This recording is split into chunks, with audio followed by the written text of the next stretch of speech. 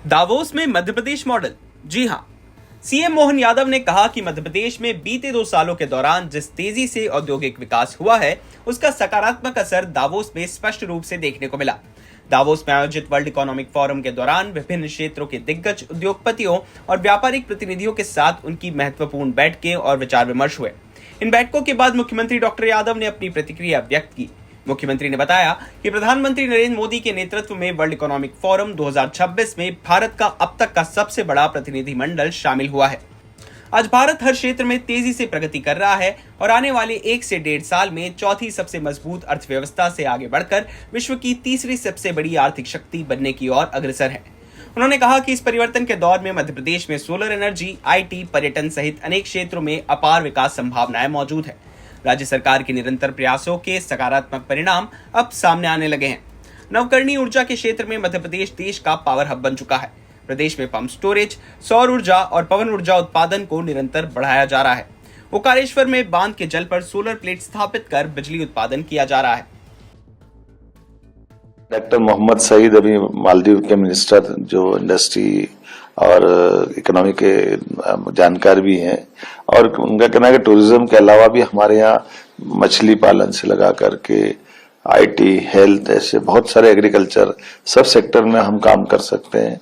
माननीय प्रधानमंत्री और वहाँ के राष्ट्रपति ने इस दिशा में काफी ठोस निर्णय लिए और मैं खुद भी मालदीव आगे समय में जाने वाला हूँ और हम मिलकर के काफी आगे बढ़ सकते हैं।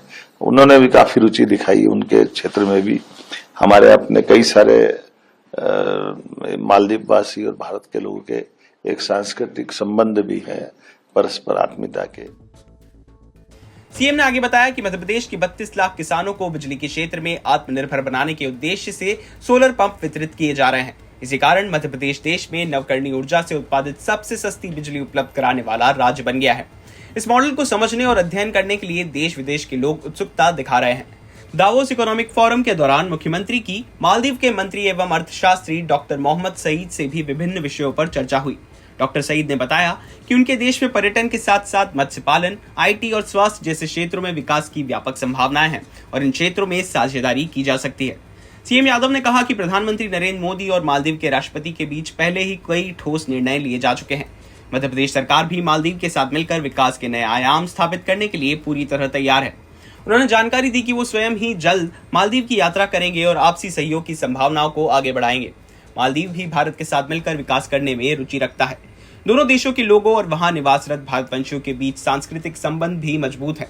कुल मिलाकर दावोस में मध्य प्रदेश मॉडल को मिली अंतर्राष्ट्रीय सराहना ये संकेत देती है कि राज्य अब सिर्फ निवेश का केंद्र ही नहीं बल्कि नवकरणीय ऊर्जा, आईटी और पर्यटन जैसे भविष्य के क्षेत्रों में वैश्विक साझेदारी का मजबूत मंच बनकर उभर रहा है।